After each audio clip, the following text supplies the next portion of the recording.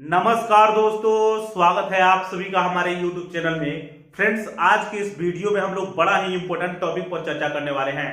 दोस्तों, आप सभी के जानकारी के लिए मैं बता दूं कि आरएसएस यानी राष्ट्रीय स्वयंसेवक संघ के जो प्रमुख हैं वर्तमान में मोहन भागवत जी, उन्होंने भारतीय जनसंख्या को लेकर के एक विवादित बयान दे दिया है, जिसको लेकर के राजनीति भी हो रही है। आखिर में उन्होंने क्यों कहा है और क्या कहा है, इस बारे में जब आप लोग जानिएगा तो आपके पैरों तले अपनी जमीन खिसक जाएगा। उन्होंने कहा है कि जो भी शादीशुदा लोग हैं वे कम से कम 3 बच्चे पैदा करें। और क्यों कहा है, जब इस बारे में आप लोग जानिएगा तो आपको बहुत ज्यादा हैरानी होने वाली है। मैं पूरा का पूरा रिसर्च पेपर लेकर के आया हूं, एक एक चीजों को बारे में एक्सप्लेन करूंगा। जब आप लोग जानिएगा ना तो आपके पैरों तले फ्रेंड्स जमीन खिसक जाएगा।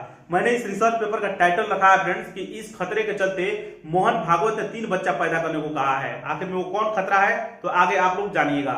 सबसे पहले फर्टिलिटी रेट क्या होता है, जिसको हिंदी में प्रजनन दर कहा जाता है, इसके बारे में जान लीजिए। तो फ्रेंड्स, किसी भी देश, समाज या समूह की महिला अपने जीवन काल में औसतन कितने बच्चों की मां बनती है, उसे ही उस देश का फर्टिलिटी रेट कहा जाता है। मान लीजिए भारत की एक महिला फ्रेंड्स 3 बच्चे को पैदा करती है अपने पूरे जीवन काल में, तो भारत का जो फर्टिलिटी रेट होगा वो 3 होगा। ये चीज आप लोग ध्यान रखिएगा।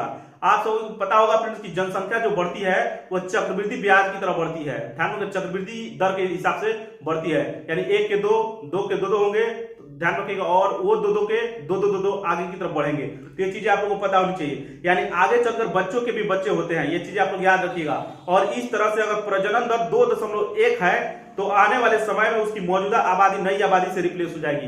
ध्यान रखिएगा फ्रेंड्स, यह अच्छा माना जाता है। अगर प्रजनन दर यानी जो आपको फर्टिलिटी रेट है 2.1 रहता है तो इसको अच्छा माना जाता है। यानी जो नया जनसंख्या आती है और जो बूढ़े हो चुके लोग हैं उनको रिप्लेस कर देगी और उनके जगह यह ले लेगी। फिर दूसरा जनसंख्या, जो नया वाला जनसंख्या आएगा, इसको रिप्लेस करके वो इसकी जगह ले लेगी। ऐसे ही होता है। कुछ समय पहले फ्रेंड्स भारत का फर्टिलिटी रेट 2.1 था, ध्यान रखिएगा, और दुनिया की आशंकाओं से हमने बेहतर किया और इसे 2 तक ले गए।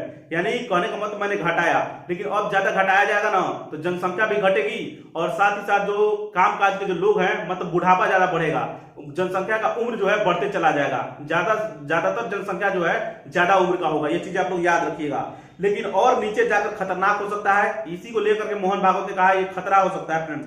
यूएन यानी यूनाइटेड नेशंस की रिपोर्ट क्या कहती है, तो जान लीजिए, अगर लंबे समय तक प्रजनन क्षमता में गिरावट जारी रहती है तो कुल आबादी में काम करने लायक लोगों का हिस्सा घटता है। यानी काम करने वाले लोगों का हिस्सा घटेगा, युवाओं की संख्या में भारी गिरावट देखने को मिलेगी और बुढ़े लोगों का हिस्सा भी बढ़ने लगेगा। यानी बूढ़े लोगों का जो जनसंख्या में हिस्सेदारी है वो उनका बढ़ जाएगा। साथ ही साथ डिपेंडेंसी रेशियो बढ़ता है, यानी एक दूसरे पर निर्भरता जो होती है वो बढ़ते चला जाता है। आखिर इसके पीछे क्या कारण होते हैं, इसके बारे में फ्रेंड्स आप लोग क्या सोचते हैं, आप लोग कमेंट बॉक्स में राय दीजिए। भारत को जनसंख्या को लेकर के कौन सी नीति अपनानी चाहिए, फ्रेंड्स कमेंट बॉक्स में अपनी राय जरूर लिखिए। चलिए मिलेंगे नेक्स्ट वीडियो में। नमस्कार, धन्यवाद। और हाँ, चैनल को सब्सक्राइब जरूर कीजिए। मिलेंगे नेक्स्ट वीडियो में। धन्यवाद।